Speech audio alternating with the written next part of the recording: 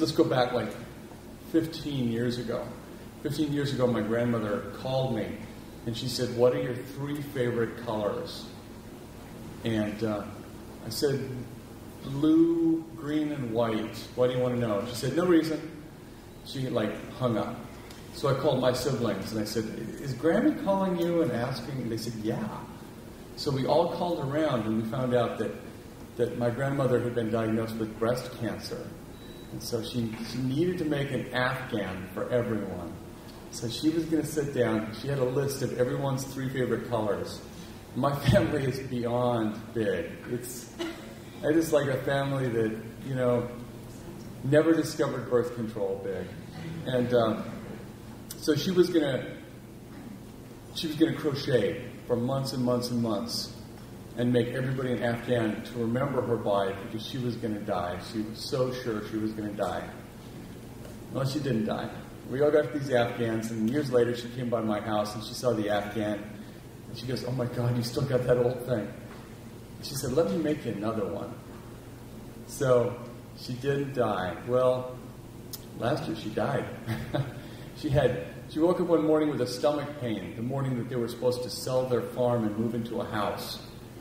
And it turned out it was diverticulitis. And within 3 days, while I was in New York, she went into a coma and she died completely unexpectedly. And my whole family had to go out to the farm and pack up all of their stuff. Oh my God. They have got just decades of stuff. And in my family, people really don't go for the valuable stuff, all the little silver-plated wedding gift stuff. That stuff all got put in a pile because nobody wanted it. We fought over the little chewed-on plastic tumbler with a dinosaur on it because that had a story. And we would fight over the things that had stories, associations to them.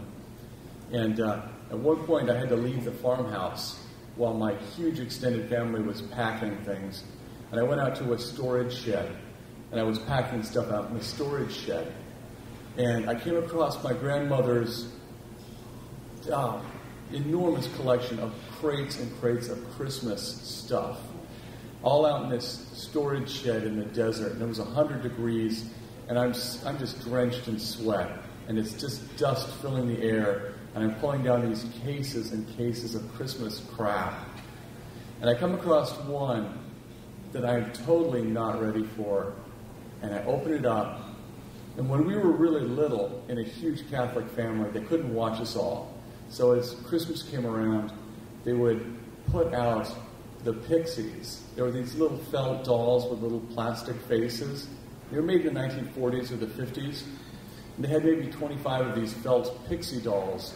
And we were told as infants that if the pixies could see you, Santa Claus could see you.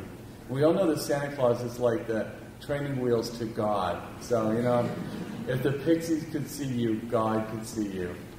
And so the pixies all went up throughout the house. No matter what you did, where you were, you'd be in the bathroom, doing something bad. And you would look up, and there would be a pixie. And they moved them around every day, so you never knew where the pixies were going to be.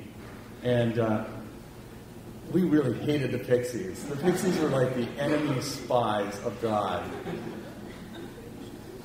So I'm out in this shed, and I'm sweaty, and I'm covered with dust, and I open this old box, and here's the goddamn pixies. The pixies are mine. And this is the last thing I want to see. And I just start bawling. I am crying so hard. And there is nothing more pathetic than being 40 years old, in a shed in the desert, covered with dust, clutching an armful of felt pixies. And even I know how pathetic this is going to be. And this is the only thing I want. Up to this point, I had wanted nothing. And I just cannot see myself stumbling up to the farmhouse to 4 generations of my family, clutching my armload of pixies and saying, "We have the pixies." First of all, because there's negative dignity in that. And second of all, because I know that those bastards are not going to let me have the pixies. As soon as they see these pixies, every cousin I have, every niece and nephew is going to go, no, you may not have the pixies. So I stuff them in my clothes. Years of adolescent shoplifting suddenly come back to me. And I got pixies in my socks, and I got pixies inside I tuck my t-shirt into my underpants so I can put pixies in my collar and then go waddling out there, soaked in sweat and padded with pixies, and get to my pickup truck. Chuck, how's it going? Fine. Get in my pickup truck, shed the pixies, go back, get my life together, do my job, pretend nothing happened. And then I get back to Portland after that, practically that night, and I get a call. The call's from my sister, Sean. The first thing she says on the phone, long distance, did you take the pixies? I've been looking all over. Your sister, Heidi. Heidi wants the pixies too. And Dina? Yeah, Dina and Lindley want the pixies. Do you have the pixies? And I'm like, no. And, it really demonstrates how strong we attach to story. Because we know that money comes and goes. And we know that possessions become a burden. They really become a burden. But story is always valuable, and it's something that is so painless to carry with us. And it's something that we share. And the pixies were pure story.